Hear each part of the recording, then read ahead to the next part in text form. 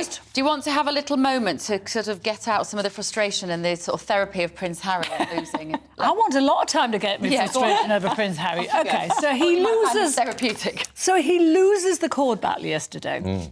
This was about a decision made in 2020 where his security arrangements changed because he had said he was no longer going to be a working royal. Now, it was explained to him at the time what that would mean to his security arrangements. He was told.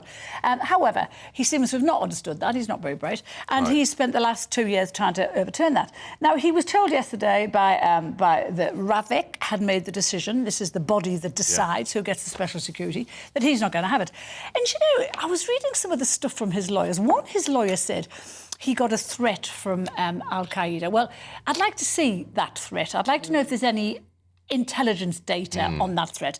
And in fact, I said that, and I know there isn't. So if there was a real threat to him, I would say fine. But if Harry or his family have a target on their back from Al-Qaeda, which I don't believe for a second, who put it there? He did. He did. By bragging. In Spare, when he wrote that he'd killed 25 Taliban soldiers. And everything that he's written is down to him. So if he does have a target on his back, it's down to him. But, you know, he was saying that he didn't want special or preferential treatment. He absolutely does. That's exactly what he's asking for. He's a non-working royal who wants the privileges of a working royal. And it's exactly what the Queen said to him. Remember? When she was alive, she said... Not half in, She said, you can't have one foot in and one foot out. You're either working royal or you're not. And if you're not, live with the consequences. The thing is, God forbid, if anything did happen to him, I don't think there would be many people saying, well, you asked for this because it was in a book, Sam. Yeah, there would be hell to pay, wouldn't there? Wouldn't there? And I think... I've always been slightly charitable to Harry. More charitable than Carole. Why? Yeah, I know it's not a fashionable view on this panel, or indeed in Fleet Street, or actually indeed in the country, but I do feel a bit... Actually, you know, I do understand this is a man who, as a child, lost his mother in the worst so have lots of circumstances. people said. Not in the same way. And so I can actually sympathise with him being paranoid about security.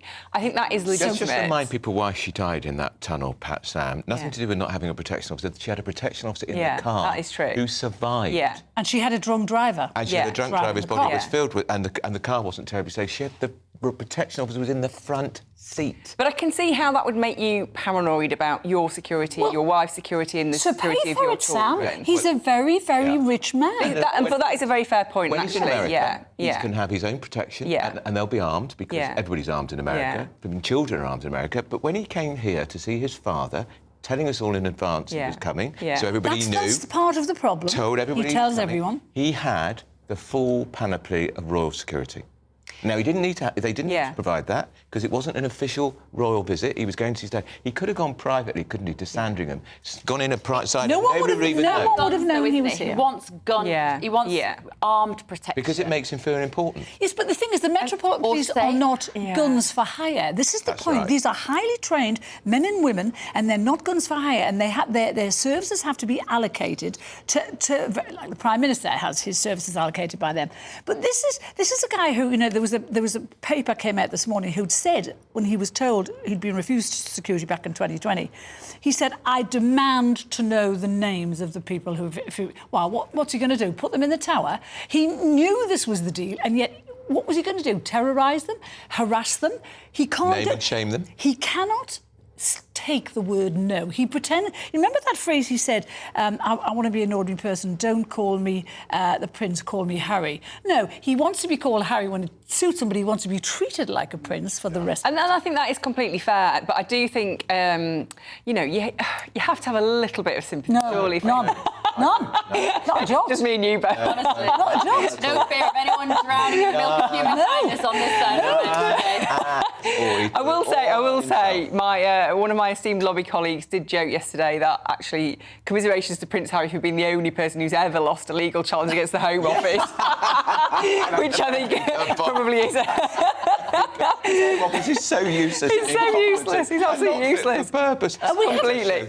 We have to remember, Prince William lost his mum too in those horrific circumstances, and has not turned out to be the same kind of man as his brother has. His brother was consumed with bitterness and bile and hatred. And he's got this lovely wife and kids.